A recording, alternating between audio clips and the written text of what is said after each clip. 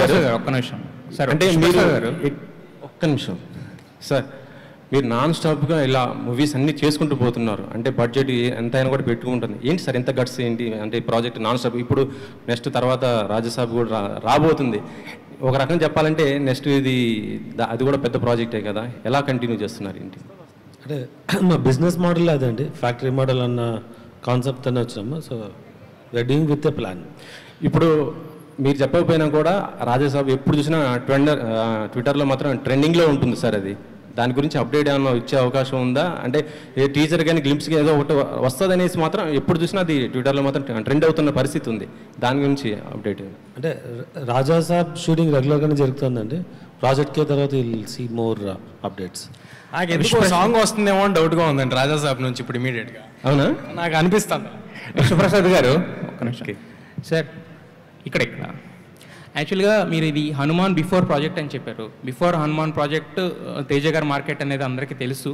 అంటే ఈ cinema okay చేసినా కూడా ఆఫ్టర్ హనుమాన్ అది బాక్స్ ఆఫీస్ నెంబర్స్ చూసిన తర్వాత స్కేల్ ఏమైనా ఇంప్రూవ్ చేస్తారా, లేదంటే కనుక సేమ్ కైండ్ ఆఫ్ ముందనుకున్న బడ్జెట్లోనే దీన్ని చేస్తున్నారా?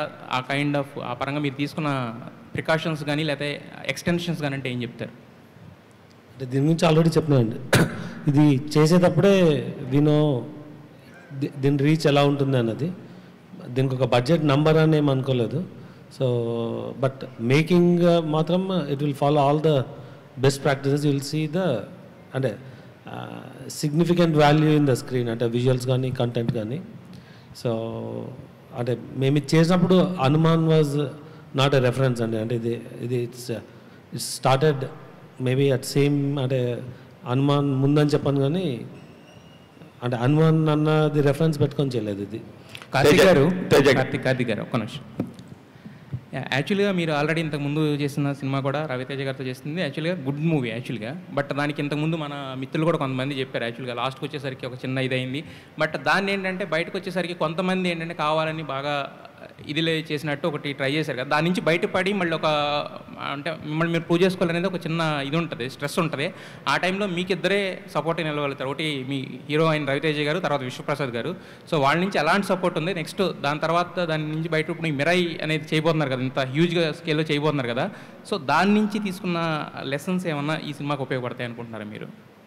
లేదండి, బేసిక్గా నేను I'm use to films last 10-15 ఇయర్స్గా. సో నేను I can move on quickly, first thing. And రెండోది ఎక్కువ ఒపీనియన్స్ని ఇది చేసుకోను. I try to see valid opinions, దాన్ని ఇంప్రూవ్ చేసుకొని ముందుకు వెళ్ళిపోతూ ఉండడమే. అండ్ విశ్వ గారు ఈ సినిమాని బిఫోర్ చేయడం అనేది, అంటే ఇది ఇంతే ప్యాషనెట్ ఫిల్మ్, ఇంతే ambitious film even before eagle was made. Just the same with the Hanuman. So ఆ పాయింట్ ఆఫ్ టైంలో ఆయన ఎందుకు ఒప్పుకున్నారు కూడా నాకు తెలీదు. లిటరలీ ఆయన I was just because of his passion to do this kind of film. Teja గారు